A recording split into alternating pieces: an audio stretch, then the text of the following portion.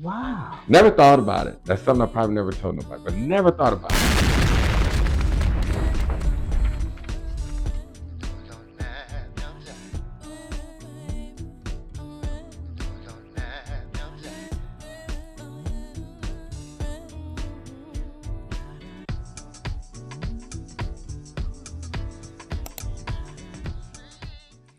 I'm just forever grateful. And I tell you, when I do my radio show, the number one question I get asked about you is, does he have some new music coming out?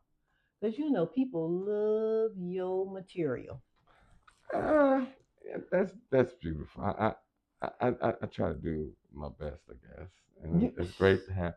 I think I'm still the number one fan out here when I go out here. I'm still looking for new music, and I can understand how they feel because I'm the same way. I just I'm still a huge fan. I mean, I'm in the club shazamming if it's working. I Me don't give a too. fuck what it is, nigga. I want all the food. I ain't turning no food down. I'm hungry as fuck out here. Shazam, nigga. And one thing I must say, since you speaking of the clubs and here in Detroit, when Kenny is home, and that's another thing I want to take my hat off to him. He supports everyone. He is out at the parties trying to pay to get in.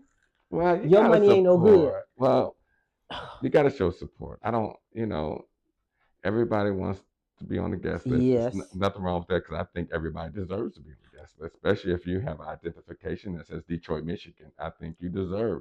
But a lot of times it's okay to support these people that are having these parties. Here's someone personally, whether they're struggling or not, they're having a party. They're not charging what $20, $30. Even some of y'all might not even go. She just had and they got cashed after $20. I'm not gonna even be there, motherfucker. So there's nothing wrong with a little support. I concur. We at the Korean restaurants. We at the beauty shops. We doing all that, giving them nothing. They ain't putting shit in your community. That's right.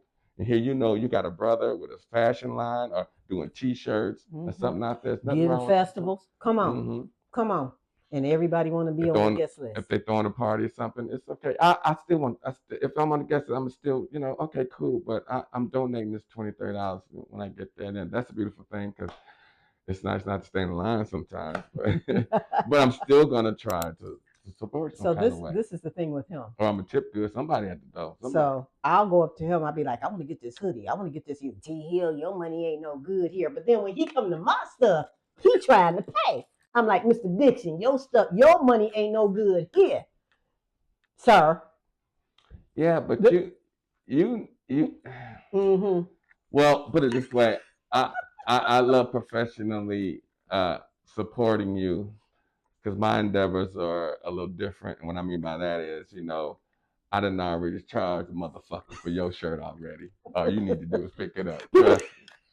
That other color motherfucker paying for everything. You understand? You're gonna bring that. I gotta support my people as well. And I understand. I remember when we did your birthday party, and you so funny. This was Kenny's party. I was just like, because when I really started working with him and Tracy, I called him back. He may not even remember this. I was like, Kenny, now I appreciate you wanting me to do your party with you. I said, but you don't need me. You got your own team. You was like, no, T Hill, I want you to be part of this. Yeah, it's presentation, how people carry themselves, how they handle themselves. And not to say my team wasn't doing it. Oh yeah, love my team is the best. Yes, they are the best. Yeah, but I mean, okay, I got Kobe. Ain't nothing wrong with Michael Jordan on the team too. You know what I'm saying? That's what I'm saying. I got a hell of a team. I got Kobe, Shaq. But He was like, no, we gonna do this. And we did that party. We had so much fun. I remember we were prepping. I got to show you. I got some footage of you and Martha Jean Bell. Y'all were rehearsing before the party. Y'all were doing Norma Jean Bell. At what's the name of the spot? At the Tangent Gallery. There you go. And she was. We was rehearsing. Like, yes. I was like, girl, you better do it. Yeah. And I remember we were. You got good footage of that too. I sure do. You gave it to me. I watched it.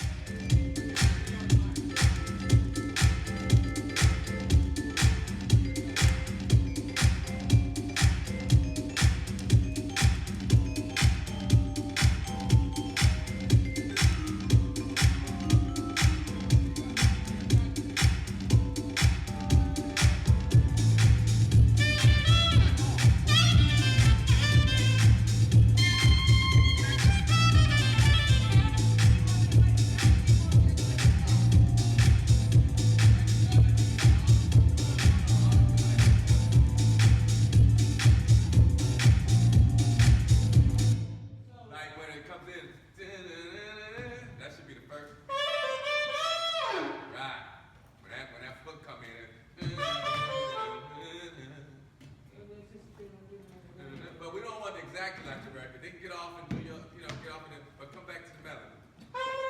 Okay.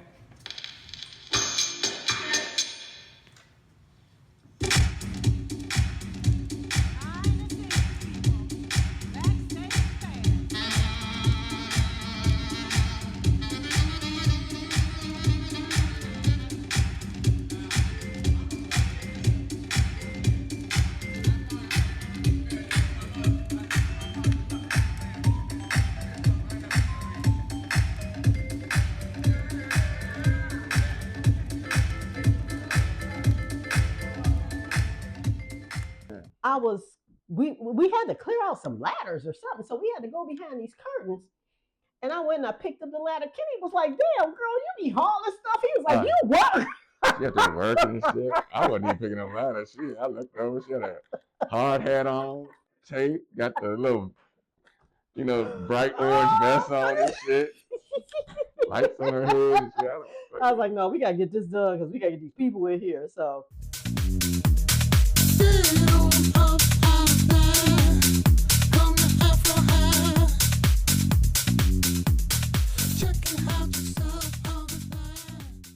But yeah, it was a blast working with. It's always a blast working with Mahogany Music. And I'm gonna tell you something else. They are my family because when my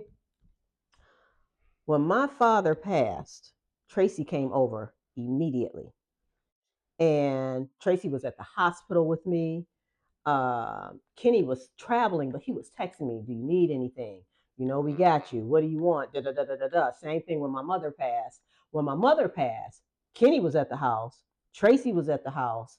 Amber was at the house. I mean, they have. The whole crew was over. They always have my back, and that's why I always have theirs. This is my family here. So, and that's for real, for real. This ain't got nothing to do with the music, the radio, none of that. This is my family, and I will cut it over this one. Ooh, give it to him, Auntie. Now, Don't give it to him. Saying. Time, let him know. What's that? I most certainly will. So, okay, now we're going to get to some formal questions because we were just going down memory lane. All right, what these motherfuckers want to know? Okay, first thing. What inspired you to start making music in Detroit? Like, established in 1994, what inspired you to establish this? The easiest question you can ever ask me. Okay. Detroit, Michigan. Okay. That's what inspired me. I mean, to ride around a city that gave you all the soulful shit you can have. Talk. All the classics. And still pop on Peter Frampton. Come on. And then give you B-52s like they were made in your backyard. Oof. I mean, we had so much diversity in this town. I mean, they'll play Run DMC and hit you upside the head with microphones. Boom, boom, boom, boom. And, I mean, you had niggas on the block listening to Private Joy from Prince, standing on, looking hard. Man. I mean, the diversity of the city just mowed just like a lot of us. It just, it did. We didn't have a say so in that decision. Nope, we did not. Like a lot of us do in our neighborhoods. So I would have to say the inspiration of the city, and that includes every artist that came here at any point to do anything. Mm-hmm. And I like to think that's who I'm representing at all times. Some of the best artists in the world you would never hear of. They don't have the money. They don't have the know-how. They don't have no say so. They're in life or death situations on a daily basis. And if they just had a moment or a chance to release some of that, probably some of the baddest motherfuckers in the world. And I truly believe some of the best producers on this planet you would never hear of. Facts. No, that's the truth. So we're blessed to be here. So I would have to say Detroit, Michigan. Yeah. Can you share a story about how your early days here in the D, how they really help you hone in on your producing skills, I guess, from the house scene? Yeah, because that thug killer life wasn't for me. I tried it. You tried it. It wasn't working. Because there was a lot of that back in the day. Right. It was I could lot. see who was in that. I could see where their heart was. Mm-hmm. And I'm standing here with them, and I know my heart wasn't there. Okay, thank God. So I had to make a choice. And them gangsters, you're going to do that. Mm-hmm. Pimping, love a black woman too much for that, but we can make it work some kind of way. But hustling, that's where my niche came. Now that I was good with. Now I'm not saying hustling people or hustling motherfuckers out there shit. Hustling, get my own thing on. Exactly. And I don't care what I'm selling. Please forgive me. Don't care. But I'm gonna make some kind of money out of that. And it financed everything I could do. And the only thing I did was change the product. I'm gonna still sell my music like I sold everything else. I just changed the product. Exactly. You still got to come here to get it out this house. Mm-hmm. This is where it's at. For the music, that's right. And everything is here. This is, self-contained. It's self-contained. And that's actually, to me, that's the best way to be, because you have complete control over what you put out. Mm-hmm. Nobody can be like, well, we need you to do this and we need you to change that. And I think that was one of the main things Prince had an issue with Warner Brothers, trying to tell him, well, you're producing too much music. How do you produce too much music? Well, some people are not born to understand a musician's mind. I agree. And some of us are some of the worst business people in the world. Sometimes are the musicians. Mm-hmm. But they're not professional businessmen. They're professional musicians. Mm-hmm. So, yeah. What was the question again? Well, actually, you answered it, so you're good. So, who would you say, you kind of answered this too, who were your biggest influences growing up music-wise? Because think about it, you were in your grandfather's jazz club. Yes, so I got introduced to a lot of jazz. When you're growing up with your parents and things, like, this ain't what I want to hear. But they could have been playing anything. It's just what the fuck they was doing. I was dumb and young. I don't want to be part of that shit. Silly. But you did do some work in your grandfather's club. I had to. You had to. Well, I had to go. He cheap labor. I'm 12, 13 years old. Let me tell you something. If you own a bar or a speakeasy, that's what he liked to call this little spot. It was on Livernois. It was Jimmy D's Celebrity House. I remember Jimmy D's. It's jazz, it's class, it's what you've been waiting for. The grand opening of the new Jimmy D's Young Street nightclub. This Friday, Saturday, and Sunday, featuring Marcus Belgraves and Charlie Gables and Company. Jimmy D's Young Street is located at 13519 Joy Road at Schaefer. Offers you the best in live jazz entertainment and a full menu of delicious food. There's no cover charge to celebrate Jimmy D's grand opening starting this Friday, Saturday, and Sunday. The show starts at 9 p.m. on Friday and Saturday and 2 p.m. on Sunday. There will also be a hair show this Sunday at 6:30 p.m. sponsored by Elma's Beauty College. You don't want to miss Marcus Belgrave and Charlie Gable and Company this Friday, Saturday, and Sunday at the new Jimmy D's Young Street nightclub located at 13519 Joy Road at Schaefer. It's jazz. It's class. It's what you've been waiting for at the new Jimmy D's Young Street grand opening this Friday, Saturday, and Sunday, featuring Marcus Belgraves and Charlie Gable and Company. Jimmy D is open Tuesday through Sunday, serving lunch and dinner. No cover charge, lighted security parking, proper attire required. So, sometimes during the most definitely the weekends, mine was Friday and Saturday night. I had to clean up, but club and close to 2. Mm-hmm. Most people can get out of here at 3. Right. You had a little gambling, stuff. But I had to clean up, so I would go to sleep supposedly, mm-hmm. and wake up at 3:30 or 4 o'clock. By that time, there's only 1 or 2 people. How old were you at this time? I am. I'm gonna say 12, but probably at the latest, maybe my last 2 or 3 months of 11 years old. But I'm gonna say 12 years old, and 12, 13. Okay. Most definitely. Okay. But I started working there when I was like 9 or 10. Oh wow. But I would just come sweep during the day on weekends, and I would go run. I would go run to the store and stuff like that when I had the time. Okay. But then as I got older, But anyway, cleaning up a speakeasy, mm-hmm. as a 12, 13-year-old, mm-hmm. it's not a good thing to tell your child if you own a nightclub. Okay. Because, the amount of things you find on the floor. Ooh. I mean, I done found drugs, which at the time I didn't know of. By the time a year went by, I was finding it, giving it to my cousin. He was buying it for me. But in the bathroom, pre-used condoms. I mean, some of the nastiest shit in the world. I mean, Wow. it wasn't even all the money on the floor. It was just the nastiness of it. And I'm not saying I'm trying to throw my grandfather under the bus and things, but the club was amazing. Don't get me wrong, but I saw all the nasty part. And then there's liquor up there.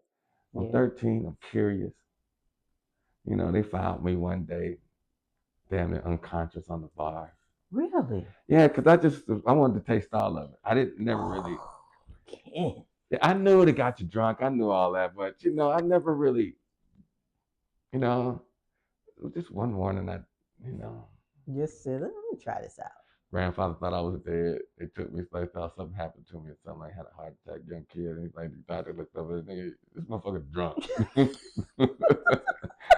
And for we can have what we can see up in the system, it ain't just vodka. This is a little bit of everything.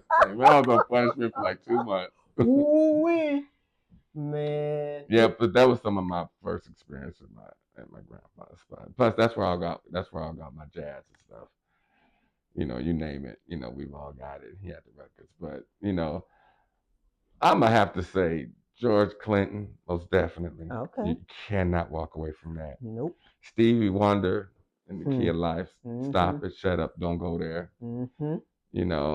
And I mean, I could just, one of my top ones is the one. He ain't part of the big three. He's the big one, and that's Juan Atkins. Hey. Those are probably my top 3 of all time. But then I'm gonna go Larry Herb, Louis, Louis Vega, but without a doubt. I could go on, but most definitely that one. Okay. So how do you balance? You notice I ain't put Prince in that, right? I know. He's a different category. He's in the category all. We don't fuck with that. We don't fuck with y'all. Do that somewhere else, not Detroit. We don't fuck with that. I said we don't fuck with that. You better talk. What? How do you balance keeping your music soulful while still having your music be innovative? Because one thing I often say about you on the air, you are not in a box. You don't just make house. You don't just make techno. You don't just make jazz. You make it all. And I feel like when you're a product from Detroit. See. I'm just telling the truth. I'm not. Again, I don't really have no control of that. I just go whatever I'm feeling at the time. I can't always schedule my time for good creative. I can't always schedule my studio time as well. I have to get it on when it gets done. Sometimes I could be in the club. If you ever see me in the club and walk away, I'm doing something stupid like this. I'm actually got a phone in my hand and I'm going through the beat. It'll never be what I wanted at the moment, but that moment you have to catch it right then and there. That's right. That's right. So I try to bring that percentage down. So I like to, whatever I'm feeling at the moment. Some things sell, some things don't, but it's the truth. Facts. So, what role do you think vinyl and analog gear play in your production at this present time? Well, you got to remember there was a time there was no choice but analog. I know. And as a child of being young, that's what you start off with. It's just like home. You can leave home, and I can leave my house and get where my parents have stayed at and move into a bigger house. It's electrifying, whatever. But there's nothing ever going to be like home. That's right. I mean, analog is for me because the fortunate part of I'm old enough to know all about. Well, not all about it. I'm still a student, still learning. But when there was a day when there was no choice but analog. That's right. I remember my grandfather, that motherfucker told me, nigga, if you got to plug it up, you ain't playing. Wow. I didn't understand it at the time. Wow. But I'm like, damn, he thought Miles Davis was techno. Really? Yes. I mean, there was no name. I mean, he wasn't called Miles Davis techno back then. But there was no name, and he would say that was future shit. Something like that, He thought that nigga was techno. I was like, wow. He was, one of my best friends, Kex. That's his idol. Aww. Miles Davis, that's his idol. He could tell you the whole route, Man. Yeah.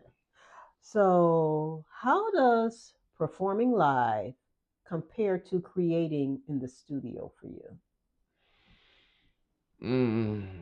Studio is more organic. I just flow. There's no such thing as a mistake. It's jazz. It's some days you just be in here, don't give a fuck. the record is 3 hours long. Fuck it. You know. Mm-hmm. Sometimes I could walk in here and within 40 minutes make a track. Just move on, next one. I mean, it's you know, it's more organic.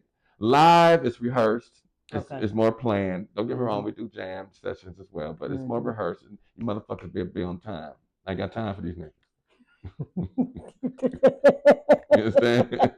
This ain't that. This ain't the studio, motherfucker. Right, come on, we got to get with it. And don't you feel that you get a boost from the crowd? Because when you playing live, that energy. Yeah, well, playing live is also, not to say the studio's more freedom, but you know, I get to share what I'm doing in the studio with other people. You know, this is, you know, I don't like to think I'm on stage. It's more so I'm sharing what I would be doing anyway. Yeah. You know, because I am not the stage guy. I'm not the guy to sing and do all that. I do have a story to tell sometimes, and sometimes I want my story told my way.